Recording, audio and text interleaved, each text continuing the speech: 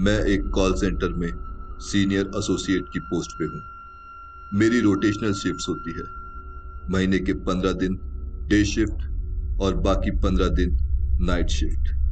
मेरा घर ऑफिस से दूर होने के कारण आने जाने में मुझे थोड़ी दिक्कत होती थी। एक दिन मेरा काम होते होते रात के 1:30 बज गए। मैं जल्दी से घर जाने के लिए निकला।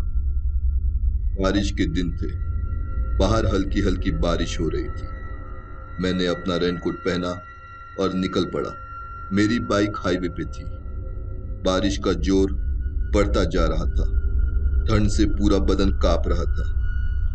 थोड़ी देर में हाईवे से निकल मैं सर्विस रोड पे आ गया। मेरी नजर मेरे साइड से निकलने वाले बाइक पे गई।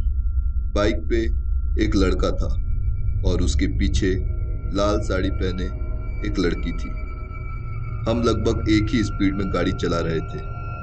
मुझे ध्यान आया कि इस लड़की के साड़ी का पल्लू पीछे बाइक के चक्के के पास झूल रहा है। मैंने उस बाइक वाले को आवाज लगाई, ओ भैया, ओ भैया सुनो, दीदी का पल्लू पीछे लटक रहा है।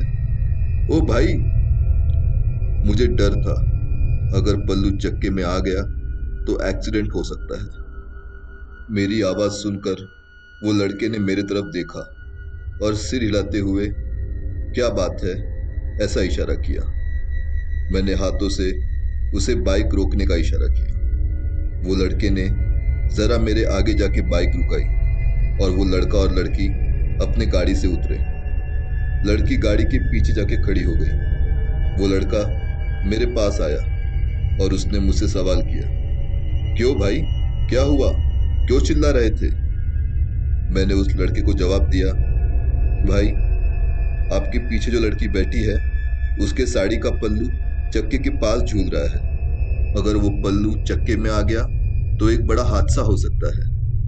मेरी बात सुन उस लड़के ने मुझे अचरज भरी निगाहों से देखा और फिर वो मुझसे बोला, अरे भाई, चढ़ा के हो क्या?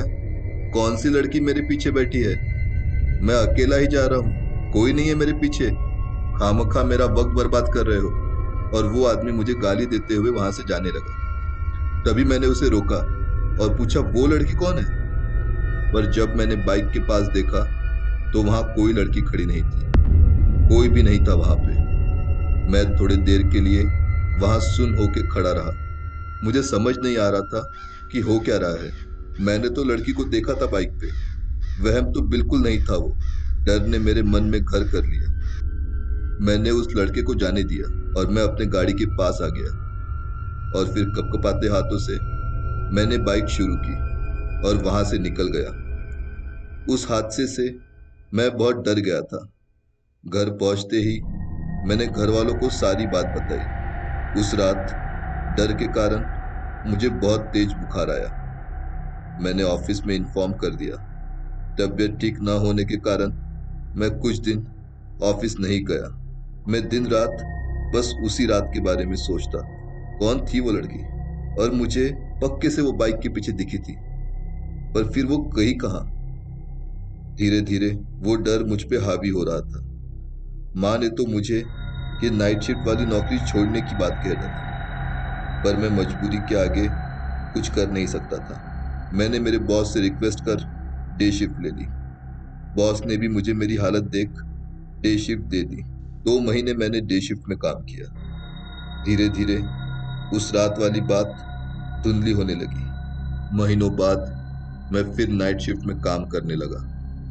जब पहली बार देर रात निकला तब हल्का डर लगा, पर मैंने खुद को संभाल लिया और मुझे सब कुछ बिल्कुल पहले जैसा नॉर्मल लगने लगा।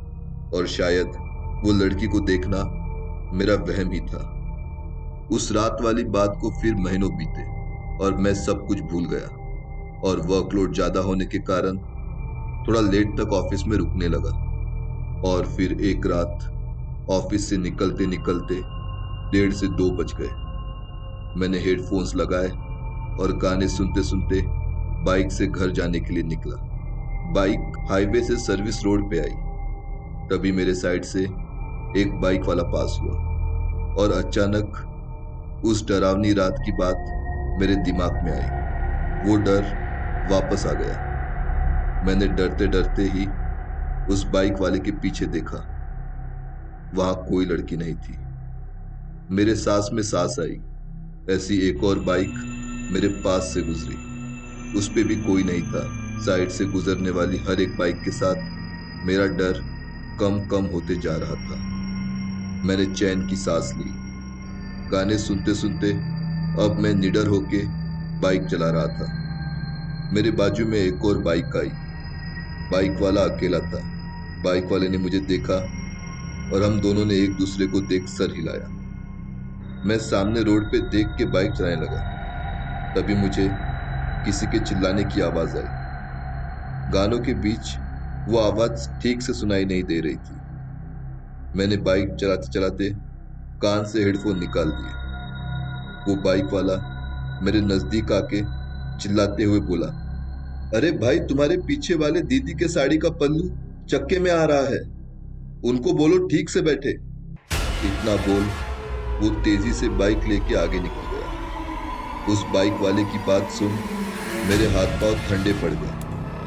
दिल की धड़कनें बढ़ गई। मैंने हिम्मत करते हुए गाड़ी पे लगे आईने से पीछे देखा और पीछे का दृश्य देख मुझे चक्कर आ गए और मेरे बाइक पर से कंट्रोल छूट गया। दूसरे दिन सुबह मेरी आंख हॉस्पिटल में खुली।